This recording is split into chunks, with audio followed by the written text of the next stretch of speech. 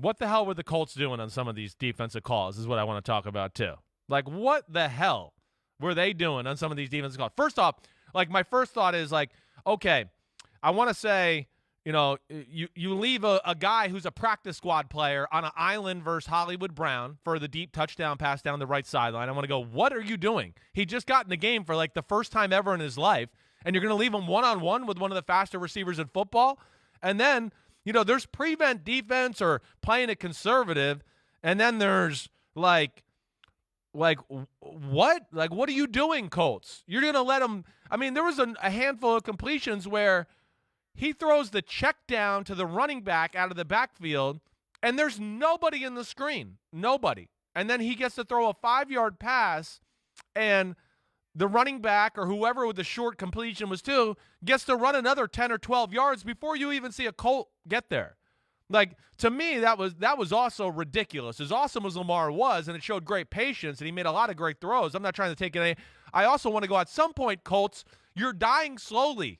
So, like, at some point, as the knife is being inched into your soul here, you have to, like, try to pull it out and change something. You can't just go, well, it won't go all the way in and kill me. I'll just keep letting it go little by little. I mean, that made no sense to me either. That was shocking. It's a heartbreaking loss for the Colts, who had a chance to kind of turn around their team. But go ahead. As Pete says, we don't follow your metaphor. And second of all, it's horrifying. Well, they were dying a slow death. And you know me. Yes, my metaphor is not real, and nor does it make sense. They're dying a slow death, but they weren't going to do anything to change it. They were just going to be like, okay, we'll die slow, and hopefully you'll just drop the knife before you push it all in. You know what I'm saying. Shut up, Pete.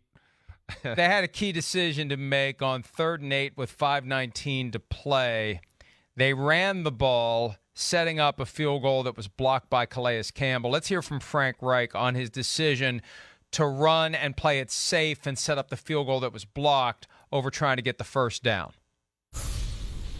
Yeah, the third down was I wish I had that call back. You know, I got that call. That was a conservative call. They were burning their timeouts. We were trying to do that. We were running the ball well. We were running the ball well, so I felt good about that. They had one timeout left, and whatever, it's 3rd and 8 and 7, whatever, and I called a run, and with the thinking of, we were down in there pretty tight. Let's make them either burn the timeout, because then if we make it a 2-score game and they go down and kick, we can just burn it at the end of the game. We can sit on it. So in hindsight, because it didn't work, do I wish I would have called a pass? Probably, but the reason I didn't was I knew they were pressuring. I didn't want to get sacked. I didn't want anything crazy to happen. I felt good about the opportunity to gain some yards, right? Gain some yards and get a kick, but in hindsight, it wasn't the right call. Yeah, and look, I appreciate the candor from Frank Reich. A lot of times you'll see coaches try to talk their way out of a situation like that, but he owned it. And hey, you got Calais Campbell, who's in a position to make that block, and also the kicker, Rodrigo Blankenship, had some sort of a hip issue, which made this anything but a gimme. And we first became aware of the issue because there was a 42-yard field goal in the first half that the punter was going to kick, and then there was an offside penalty that made it 5 yards closer, and then Blankenship came out like, wait a minute, when the range for Blankenship is 40 tonight? Yeah. That doesn't make any sense. Right. So, and we see that. We see teams they get paralyzed by that moment. Do you keep reaching for the brass ring, or do you get more careful it's falling apart before your very eyes, and you're in the middle of it? Shireen and I were talking last night from the perspective of officiating calls, how different it is to be on the sideline versus being in the booth and watching at home. But when you're in the middle of it and it's happening and it's slipping away and you feel like all you have to do is hang on, the rope is slipping out of your hands, and instead of pulling the rope back, you feel like, if I could just hold on, maybe that's a better metaphor than a knife slowly descending into your heart. But just pull the rope back. You feel like you've already won the tug of war.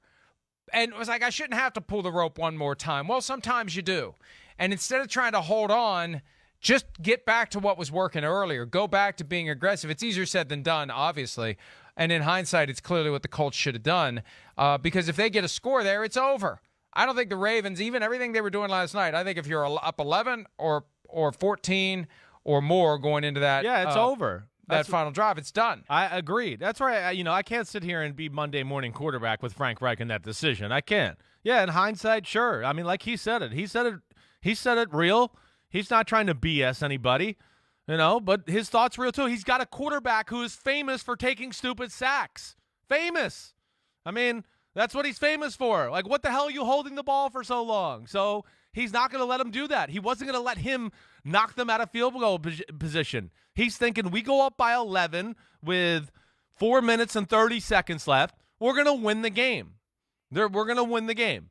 But, of course, that changed. And they caught, you could see Calais Campbell caught right guard Mike Glowinski, 64, kind of leaning, not really blocking, kind of just like, I'm just going to lean here. It's the field goal. And Calais somehow had a feel for it, and, of course, made the move and made the block. That was a huge moment in the football game, as we know. But, yeah, that's going to make the Colts sick. That really is. That had a chance to get them back in, the thick of things.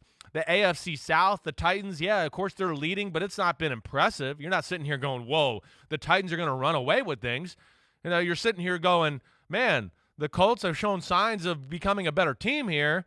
And if they can win, last night, you're going, they're going to make things interesting with the Tennessee Titans. And they still might. I'm not saying they won't. I think there's still a lot of positives for them to take away from the game, but that's a heartbreaker right there. An absolute heartbreaker. Hi, I'm Mike Tirico, and thanks for watching. Make sure to hit subscribe for the latest news and highlights from NBC Sports.